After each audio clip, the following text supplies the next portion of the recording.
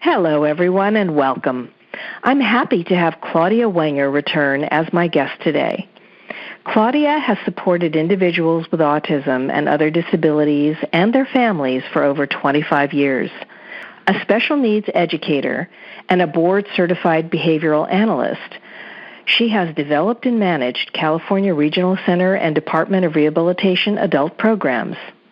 Experience with school services and regulations and familiarity with adult services led Claudia to found Claudia Cares Consulting to support families through the secondary transition and guide students into a meaningful adulthood. She has developed an online course called The Right Path that is a step-by-step guide to help families through the transition from school to adult life. I understand that this course will soon be changing its name. However, for now it is called The Right Path. And welcome back, Claudia. Thank you so much for joining me today to share your knowledge with our listeners. Thank you so much for having me. I really appreciate it. So, to begin with, what is the school's actual responsibility to prepare a student and their family for transition from high school to the school and life beyond? That's an excellent question. The school's responsibility actually is to create what is called the Independent Transition Plan, the ITP, and they must do it by the age of 16, according to IDEA, which is the same law that gives us the IEP. And they must do it, and they must create goals to help the student transition into adulthood and prepare for adulthood. An ITP, but you say ITP, people aren't really familiar with that. Can you go into a little more detail? What is an individual transition plan? So the individual transition plan is often found towards the back of the IEP, and it basically has goals in it that helps goals that the student must meet, or that he wants or she wants to meet, that will help them in the future. There's three, potentially four different transition goals that must be put in. One of them is post high school education, possibly employment training, and if needed, independent living training. And that's dependent on the individual. So there's certain things that would occur that the student, that the school needs to accomplish to help the child get ready for that adult life. For example, if the student wants to go to college after school, then there are certain things that will need to occur during high school to help that student prepare for college. That's an example. So they do have responsibility to do certain things. So that makes sense. Yeah. Yeah, it does make very good sense. But some additional questions I'm sure people would have are, when do you begin this process, and what can parents do to help their child prepare for this process and for the future and their soon-to-be coming adulthood? So there's a couple different pieces to it. Let's go. The school's responsibility, first of all, is to assess the student in those areas and create these goals by age 16. In some states, it's actually by 14. But here in California, it's 16 years old. And they must address those goals throughout the rest of their schooling. And they have to address it on a yearly basis and prepare the child for adult life. That's what they must do. At the end of the schooling, the school must provide them also with something called a summary of performance, and that just gives an outline of the student's needs and what was done and the goals that they have for their future. And that document can be used later on in life. It kind of summarizes everything that's occurred up until then. So that's the school's responsibility. There are things the parents can do in the home to help their child prepare for adulthood, but that's the school part. Okay, so what things can the parent do in the home? to help the kids prepare? Well, one of the most important things that can occur is helping your child become more independent so that they're able to be as independent as possible as an adult. A lot of times parents with kids with disabilities, when they're children, they help them through a lot of stuff because there's so much that they have to do to accomplish and succeed in life. And so some of the independent skills sometimes get left behind in lieu of working on academics. So that's one area that is really important, and that's going to be individual to each child. Another area that is very important to consider is behaviors. There are times where some behaviors are completely appropriate for a child or student in high school even, but are not necessarily appropriate for an adult. Now, many parents work on their children's behavior through their entire life, but at this time, during that transition time, it's really important to take a look and see, are there behaviors that could be addressed that might hinder their child as an adult? So those are the two areas that could really be pinpointed and dealt with at home. And some of them can also be dealt with, of course, at school, but it could also be dealt with at home. So then, speaking about specific areas to be addressed to create a smooth transition, which specific areas do you recommend that parents focus on and insist that the school address to make sure that this happens smoothly for the child? That the school address?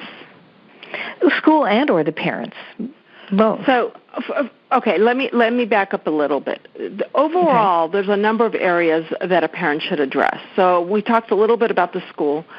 We talked a little bit about what the parents can do inside the home. But there's a number of other areas that parents need to look at as they start thinking about the future. So one of them, for example, would be legal concerns.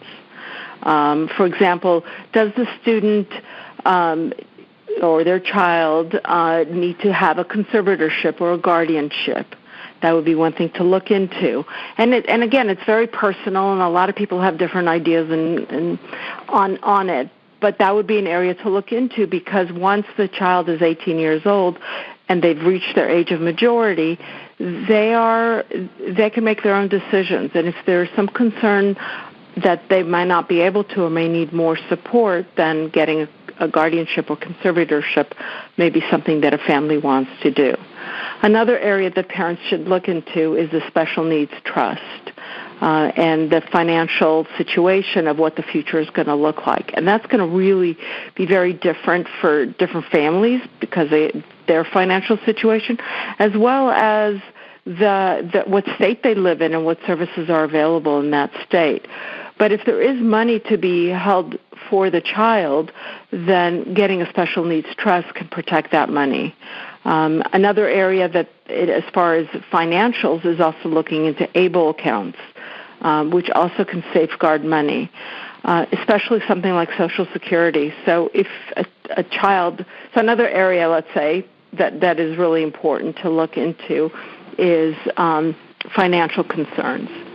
And they kind of tie a little bit to the special needs trust. One of the financial concerns is an SSI.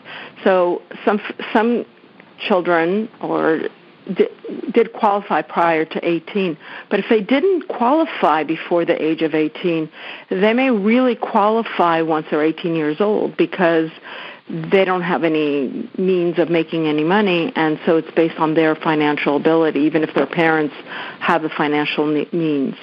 And that's where the special needs trust is really important, as well as an ABLE account. So parents who have an 18-year-old child or approaching the age of 18 with special needs should apply for SSI or reapply for SSI. And those would be like your state and federal benefits. They should also look into ABLE account because it's another way of safeguarding some of that money that might come in and may not be used right away and can be used later on in life. So that would be the financial options that could be available. There's also a need to look into government services. Now, here in California, we have it fairly easy. There isn't a waiting list or anything like that, but in other states there are, and it is important to look into that. In my program, I go into that a little bit more to help families with living in different states figure out how to access that. And I think probably the final area that really needs to be looked at, and sometimes families don't know about, is medical needs. A lot of doctors don't see individuals once they're adults. So if you've got a family doctor or a specialist that's been working for your child, it's really important to ask them, do you stop at a certain age? And if they do, then you need to transfer that. And being able to know that in advance is really helpful. Those are all really excellent suggestions, Claudia. And you mentioned your program and things that you talk about in your program. Do you want to take a few minutes just to describe the program that you developed a little bit more?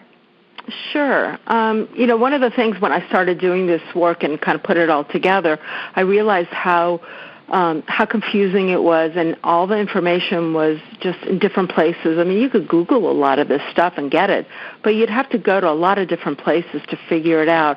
And then how do you know what's for you and what's not, and what's relevant and what's not? And it's just so many, it's like scattered. And so I put this program together. I called it The Right Path, although, as you mentioned earlier, I am planning on changing the name and updating it and so forth again. But what I've done is I've taken these different areas and I've put them together and I've grouped them and provided really short videos with information and alongside a workbook so that a family could listen to the videos, go through the workbook, and I also give all sorts of different links and other information so that the family can write down and, okay, this is what I need to do for me. This is what matters to me. And the things that don't, they could just put it to the side. But all the areas are addressed through the program, and in the workbook they can create their own path, which is why I called it The Right Path, because it's each individual's right path. And that's my basic program. It's pretty simple. I've made in the sense that the videos are short. They're not cumbersome, and you could do it at your own speed and kind of get just an overall idea. Well, that sounds fantastic, actually, and really, really useful. So then how can our listeners reach you if they have questions or if they want to know more? So my email is consulting@claudiacares.com, and my website is claudiacares.com. So that's probably either one of those ways. If you go to my website, there's a place there where you can contact me. You can also see the link for The Right Path and kind of get more information about what the program will do. Or you can feel free to email me at consulting@claudiacares.com. Okay, and that's consulting at, and Claudia is CLAUDIACARES, ClaudiaCares.com. Okay. All right. Well, thank you so much, Claudia, for your time and for sharing some very helpful information with us today. I really appreciate having this opportunity to share this information with you. I also want to thank our listeners for spending a part of their day with us. I'm Gilda Evans, reminding you to take care of yourself and that special person in your life.